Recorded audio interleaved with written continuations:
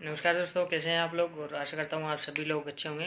दोस्तों, आज के इस सेशन में हम पढ़ेंगे 5 फरवरी 2024 से लेके और 25 फरवरी तक के कुछ high court on and supreme court के कुछ जजमेंट्स। आइए शुरुआत करते हैं इस सेशन की। इसमें जो पहला जजमेंट है वो है इलाहाबाद हाई कोर्ट का। और इस इलाहाबाद हाई कोर्ट के इस जजमेंट में ऑनरेबल इलाहाबाद हाई कोर्ट ने कहा है कि all directors are equally responsible for act done on company's behalf। Company के बिहाफ पर किए गए कार्य के लिए सभी डायरेक्टर जिम्मेदार होंगे, ये ऑनरेबल इलाहाबाद हाई कोर्ट ने कहा है। और इलाहाबाद हाई कोर्ट ने ये कहते हुए जो चेक बाउंस की जो कंप्लेंट थी उसको क्वेश करने से मना कर दिया है।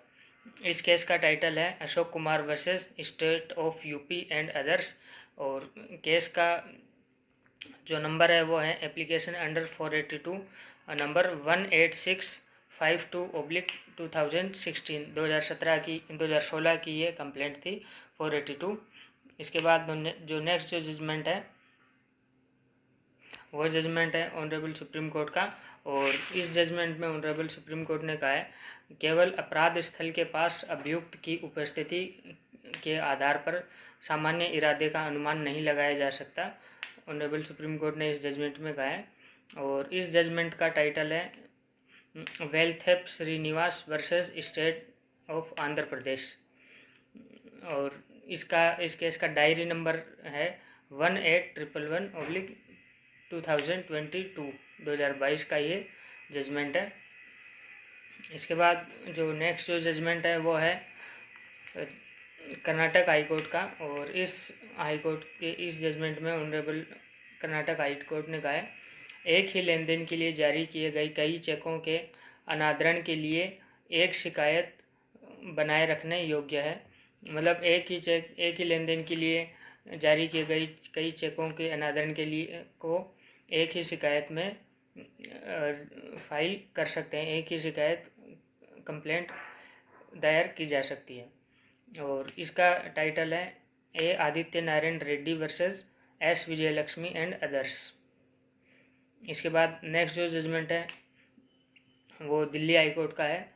और इस जजमेंट में ऑनरेबल दिल्ली हाई कोर्ट ने कहा है किसी व्यक्ति के बैंक लोन का भुगतान करने में विफल रहने पर उसके विदेश यात्रा के मौलिक अधिकार को कम नहीं किया जा सकता। यदि कोई व्यक्ति कोई बैंक लोन का भुगतान नहीं कर पाता है तो उसका जो विदेश यात्रा करने का जो मौलिक अधिकार है उसको कम नहीं किया जा सकता। और इस केस का टाइटल है Shalini Khanna versus union of India, ये इस केस का टाइटल है। इसके बाद जो नेक्स्ट जजमेंट है वो है ऑनरेबल सुप्रीम कोर्ट का। और इस जजमेंट में ऑनरेबल सुप्रीम कोर्ट ने कहा है directors who resigned before issuance of cheque by company can not be held liable for cheque bouncing. इस जजमेंट का टाइटल है Rajesh Viren Shah versus Redington India limited. और जो ये डेट ऑफ जजमेंट है ये है 14 फरवरी 2024 का ये जजमेंट है। और जो बेंच थी वो है honourable justice BR Gavi and honourable justice Sanjay Karol. इसके बाद नेक्स्ट जो जजमेंट है वो ऑनरेबल सुप्रीम कोर्ट का है। और इस जजमेंट में ऑनरेबल सुप्रीम कोर्ट ने कहा है only prima facie existence of offence sought to be quashed is to be examined while exercising inherent powers under section 482 CRPC। इस केस का टाइटल है Naveen Kumar Rai versus Surendra Singh and others. और जो जजमेंट है डेट ऑफ जजमेंट है 14 फरवरी 2024।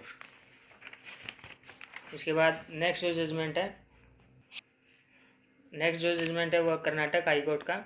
और इस जजमेंट में ऑनरेबल कर्नाटक हाई कोर्ट ने कहा है person who is not family member can not be implicated under section 498A।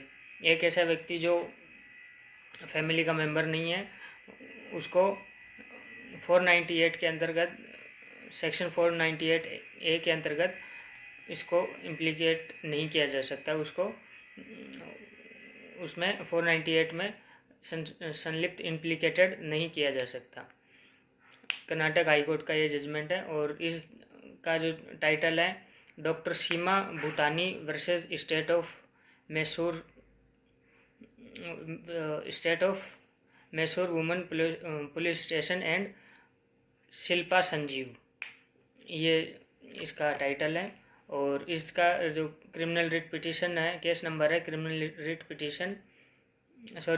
Petition number 3051/2023, ये इसका केस नंबर है। इसके बाद नेक्स्ट जो जजमेंट है वो ऑनरेबल राजस्थान हाई कोर्ट का है और ये जजमेंट कॉमर्शलाइजेशन ऑफ एजुकेशन के बारे में है। इसमें राजस्थान हाई कोर्ट ने जो डिग्री हैं इसको मैं एक बार पढ़ देता हूँ। Rajasthan high court declares degree awarded by deemed university through distance learning without UGC approval invalid. जो राजस्थान जो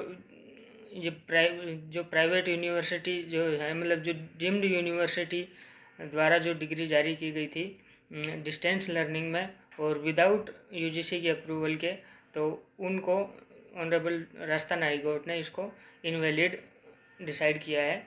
और इस केस का जो टाइटल है वो है IASE versus union of India और इसका केस नंबर है सिविल रिट पिटीशन नंबर 5531/2015, 2015 का ये जजमेंट है। इसके बाद नेक्स्ट जो है वो है सुप्रीम कोर्ट का जजमेंट और इस जजमेंट में ऑनरेबल सुप्रीम कोर्ट ने कहा है जहां दबाव में पैसे की वसूली के लिए FIR दर्ज करने का उद्देश्य हो वहां आपराधिक मुकदमा जारी रखने की अनुमति नहीं दी जानी चाहिए, ये ऑनरेबल सुप्रीम कोर्ट ने कहा है। और इस केस का टाइटल है Deepak Kumar Shrivas and others versus state of Chhattisgarh और इसका केस नंबर है SLP क्रिमिनल नंबर 9800/2023। दोस्तों ये जो जजमेंट मैं बता रहा हूँ इनको आप डिटेल्स में आप जो ये टाइटल है इसको आप जैसे ही गूगल में सर्च करेंगे इसमें कंप्लीट जजमेंट आपको इसमें मिल जाएगा, उसको आप डिटेल में आप इन जजमेंट्स को आप कंप्लीट पढ़ सकते हैं वहाँ से। इसके बाद नेक्स्ट जो है वो है कर्नाटका हाई कोर्ट का जजमेंट और इस जजमेंट में ऑनरेबल कोर्ट ने कहा है अविभाजित हिस्से के खरीदार को संपत्ति पर गलत निर्माण का लाभ उठाने की अनुमति नहीं दी जा सकती। और इस केस का टाइटल है Shri Papanna A versus Shrimati BN Chandrappa, ये इस केस का टाइटल है। इसके बाद जो नेक्स्ट जजमेंट है वो है कर्नाटक हाई कोर्ट का। इस जजमेंट में ऑनरेबल कोर्ट ने कहा है दत्तक माता पिता और दत्तक पुत्र को छोड़कर अन्य को दत्तक ग्रहण विलेख की वैधता पर सवाल उठाने का कोई अधिकार नहीं है। ऑनरेबल कर्नाटक हाई कोर्ट ने ये जजमेंट दिया है और इस जजमेंट का टाइटल है MG Purushottam and others versus NK Srinivasan and others, इसका केस नंबर है RSA नंबर 498/2007। इसके बाद नेक्स्ट जो जजमेंट है ये ऑनरेबल सुप्रीम कोर्ट का है और इस जजमेंट में ऑनरेबल सुप्रीम कोर्ट ने कहा है CRPC की धारा 378 के तहत बरी होने के खिलाफ आपराधिक अपील दायर करने में देरी को माफ़ करने के लिए धारा 5 लिमिटेशन एक्ट अधिनियम लागू किया जा सकता है, ये ऑनरेबल सुप्रीम कोर्ट ने इस जजमेंट में कहा है। और इस जजमेंट का टाइटल है मोहम्मद आबाद Ali and others versus director of revenue prosecution intelligence और ये इस केस का केस नंबर है SLP क्रिमिनल 2052/2017, 2017 की ये SLP है। इसके बाद नेक्स्ट जो जजमेंट है ऑनरेबल सुप्रीम कोर्ट का है।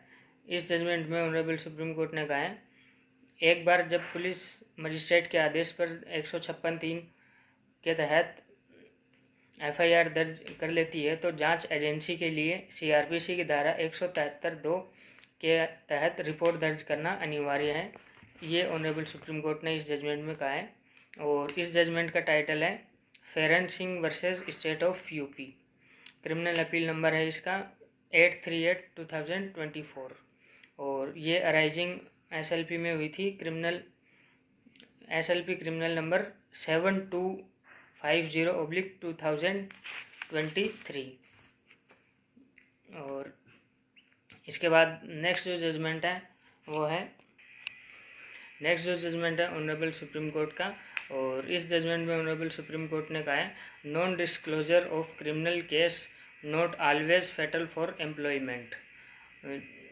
जो किसी क्रिमिनल केस में non disclosure of criminal case not always fatal for employment, जो किसी भी जो ये क्रिमिनल केस का डिस्क्लोज नहीं करना हमेशा नुकसानदायक नहीं होता। तो इसमें ऑनरेबल सुप्रीम कोर्ट ने डायरेक्ट किया है supreme court directs appointment of a candidate as a police constable. Honourable supreme court ने अपॉइंटमेंट के लिए डायरेक्ट एक पुलिस अधिकारी की अपॉइंटमेंट के लिए ऑनरेबल सुप्रीम कोर्ट ने डायरेक्शन दिए हैं। और इस केस का टाइटल है Ravindra Kumar versus state of UP and others. ये इस केस का टाइटल है। इसके बाद नेक्स्ट जो जजमेंट है वो ऑनरेबल सुप्रीम कोर्ट का ही है। और इस जजमेंट में ऑनरेबल सुप्रीम कोर्ट ने कहा है neighbours of husband's family can not be implicated of offence under section 498A। जो पुलिस जो हस्बैंड के मतलब नेबर ऑफ हस्बैंड्स फैमिली, जो हस्बैंड के जो फैमिली नेबर हैं, जो फैमिली के जो नेबर्स हैं उसको 498 के अंतर्गत इम्प्लीकेटेड नहीं किया जा सकता। इस केस का टाइटल है Ramesh Kannaujia and others versus state of Uttarakhand. और ये राइजिंग हुआ था एसएलपी क्रिमिनल नंबर 7381/2023 इसमें राइज हुआ था। इसके बाद नेक्स्ट जो जजमेंट है वो आंध्र प्रदेश हाई कोर्ट का है। और इस जजमेंट में honourable Andhra Pradesh high court ने कहा है magistrate can take cognizance of suspects deleted from charge sheet under section 190 CRPC। इस जजमेंट ऑनरेबल सुप्रीम कोर्ट ने कहा है कि जो मजिस्ट्रेट है वो 190 CRPC के अंतर्गत जो चार्जशीट पेश की गई है उसमें से जो सस्पेक्ट को डिलीट कर दिया गया है उनके अगेंस्ट मजिस्ट्रेट कॉग्निजेंस ले सकता है। और इस केस का टाइटल है मेरला भवानी शंकर प्रसाद वर्सेस वल्लभेनी मैत्री and Priya Darshini and others. इस केस का ये टाइटल है।